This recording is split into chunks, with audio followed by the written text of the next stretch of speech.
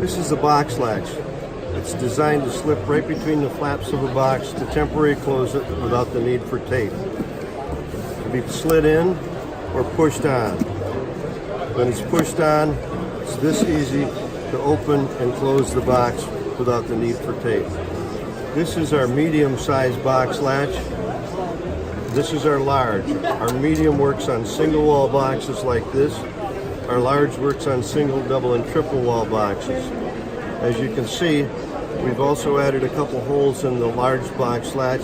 That's so it can be hung right on a peg, or add an anchor that I'll demonstrate right now. And the anchor is attached, goes right through the wall of the box, stays attached to the box. It can be used as a single anchor, or it can be used in a situation like this box where it has two anchors on the bottom, one anchor on the top, and the box will be reused several times.